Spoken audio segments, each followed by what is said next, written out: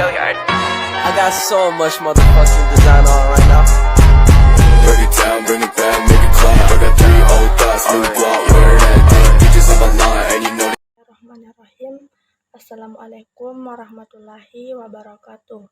Perkenalkan, nama saya Asmaul Husna dengan NIM 220903502020 dari kelas manajemen G. Baiklah, saya akan menjelaskan tentang subsistem filsafat dan definisi membaca. Yang pertama, ontologi, yaitu mengkaji hakikat segala sesuatu. Ada beberapa bagian, diantaranya kuantitas. Pandangan ini membicarakan bagaimana alam itu ada. Yang kedua, kualitas. Pandangan ini membicarakan bagaimana alam itu berproses. Berkaitan hal ini muncul 4 teori. Yang pertama, mekanisme yang mengatakan bahwa segala sesuatu berproses secara mekanik. Yang kedua, teleologi mengatakan bahwa segala sesuatu yang terjadi di alam raya berproses menuju suatu tujuan, yaitu Tuhan. Yang ketiga, determinisme. Kejadian di alam ini berproses melalui suatu ketentuan yang telah ditetapkan sebelumnya, baik oleh hukum alam maupun oleh Tuhan. Yang keempat, indeterminisme. Segala kejadian di alam ini berlangsung secara bebas, tanpa kendali tertentu dari Tuhan atau kekuatannya. Yang kedua, yaitu epistemologi. Membicarakan 2 hal. Yang pertama, hakikat. Pengetahuan muncul 2 pandangan, yaitu realisme, yaitu pengetahuan manusia real adanya dalam kehidupan. Yang kedua, idealisme, yaitu hakikat ilmu pengetahuan tidak terdapat dalam dunia real, melainkan konsep ideal atau dunia ide-ide. Yang kedua, sumber pengetahuan.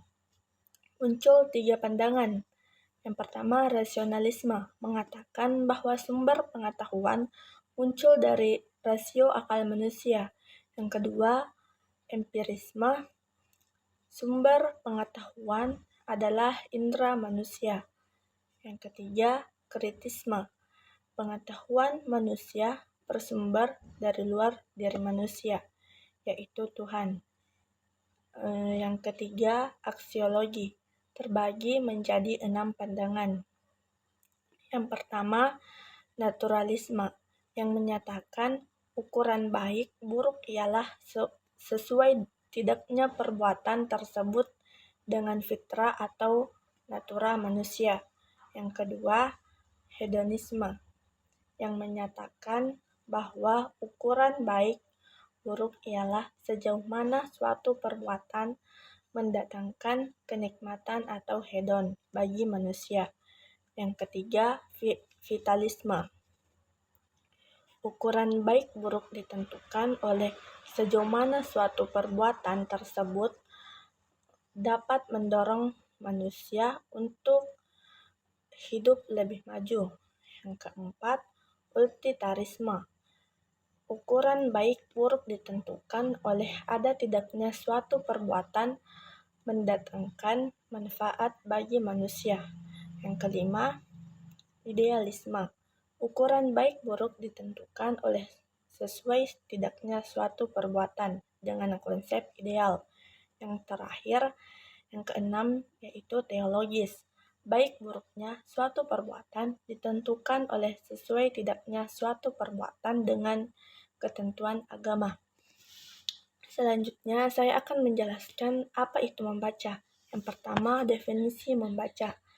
Membaca merupakan kegiatan melihat tulisan, bacaan, dan proses memahami isi teks dengan bersuara atau dalam hati.